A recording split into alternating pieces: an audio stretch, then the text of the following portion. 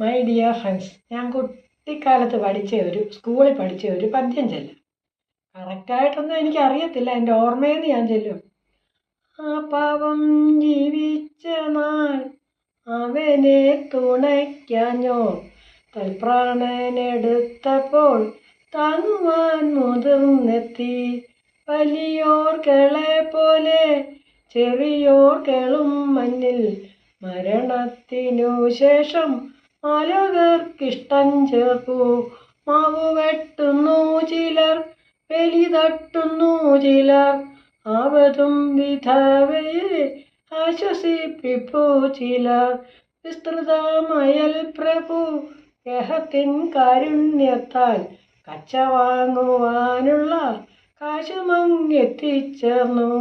മുറുക്കാൻ പൊതി നീട്ടി മൂത്തൊരു കരക്കാരൻ തിരക്കായകത്തെത്തി പെണ്ണിനോടേവം ചെന്നാൻ. കണക്കായെല്ലാം ഞങ്ങൾ ഒരുക്കി നിലത്തെന്നാൽ, ഉണക്കലരി വേണം ഇത്തിരി ചുറ്റും തൂവാൻ. കരയുന്നതിനിടയ്ക്കൊതിനാൾ കുടുംബിനി അരിയുണ്ടെന്നാകിലങ്ങുകില്ലല്ലോ. കൊച്ചിലെ പഠിച്ചതാ.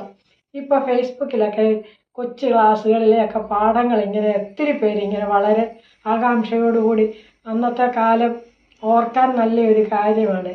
ഇതിപ്പം ഒരമ്മയുടെ ഭർത്താവ് മരിച്ചു പോയി കഴിഞ്ഞ് അവിടെ പട്ടിണി കൊണ്ടാണ് മരിക്കുന്നത്. പക്ഷേ അവിടെ ഒരു പിടി അരി പോലും എടുക്കാനില്ല അവിടെ. പക്ഷെ മരിച്ചു കഴിഞ്ഞപ്പോഴത്തേക്ക് ആളുകളെല്ലാം അവരെ സഹായിക്കാൻ ഓടി വന്നു. ഇന്നത്തെ കാര്യം അത് തന്നെയാണ്.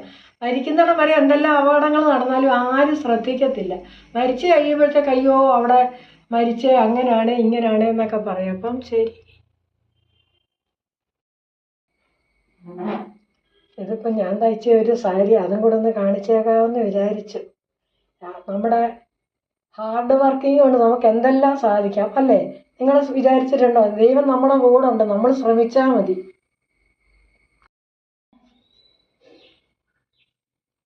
കണ്ടോ, ഞാൻ തയ്ച്ച സാരിയാണ്.